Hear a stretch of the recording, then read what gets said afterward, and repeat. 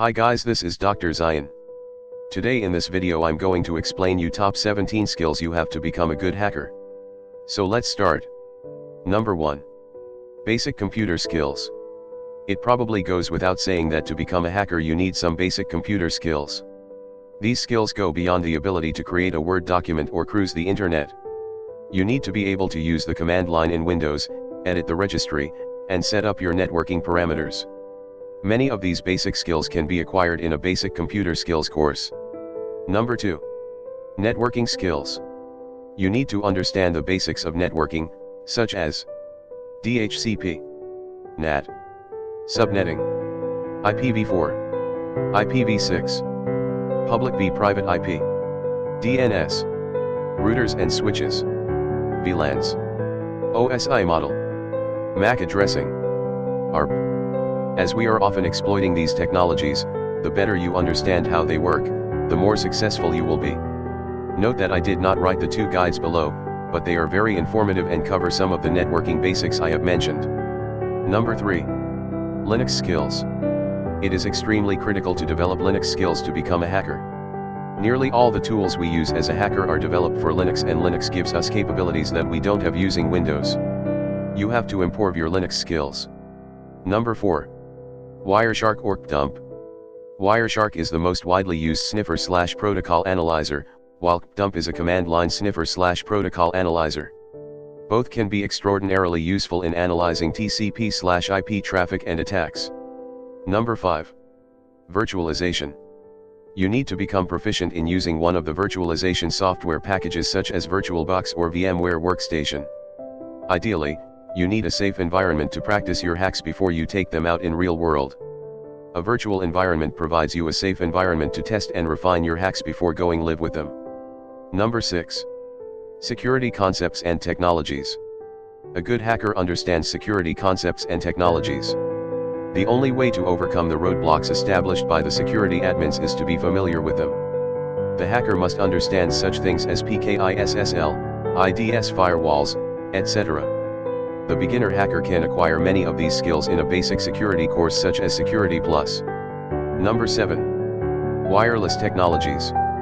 In order to be able to hack wireless, you must first understand how it works. Things like the encryption algorithms, WEP, WPA, WPA2, the four-way handshake, and WPS. In addition, understanding such as things as the protocol for connection and authentication and the legal constraints on wireless technologies. Number 8. Scripting. Without scripting skills, the hacker will be relegated to using other hackers' tools. This limits your effectiveness. Every day a new tool is in existence loses effectiveness as security admins come up with defenses. To develop your own unique tools, you will need to become proficient at least in one of the scripting languages, including the Bash shell. These should include one of Perl, Python, or Ruby. Number 9. Database skills. If you want to be able to proficiently hack databases, you will need to understand databases and how they work. This includes the SQL language. I would also recommend the mastery of one of the major DBMSs such SQL Server, Oracle, or MySQL. Number 10. Web applications. Web applications are probably the most fertile ground for hackers in recent years. The more you understand about how web applications work and the databases behind them, the more successful you will be. In addition, you will likely need to build your own website for phishing and other nefarious purposes.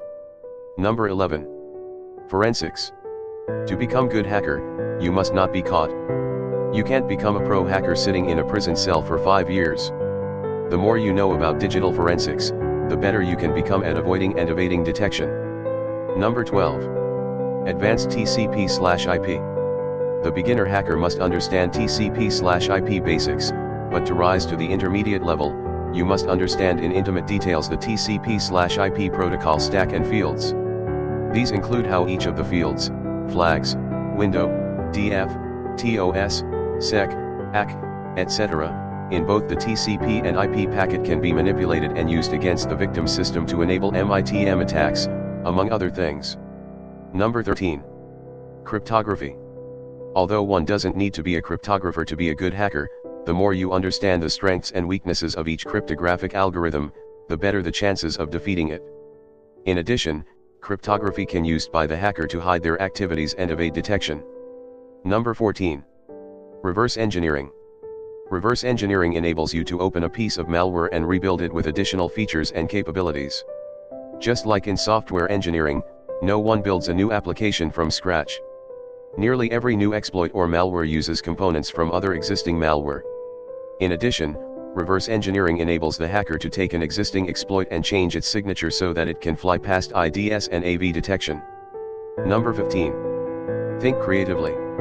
There is always a way to hack a system and many ways to accomplish it. A good hacker can think creatively of multiple approaches to the same hack. Number 16. Problem-solving skills. A hacker is always coming up against seemingly unsolvable problems.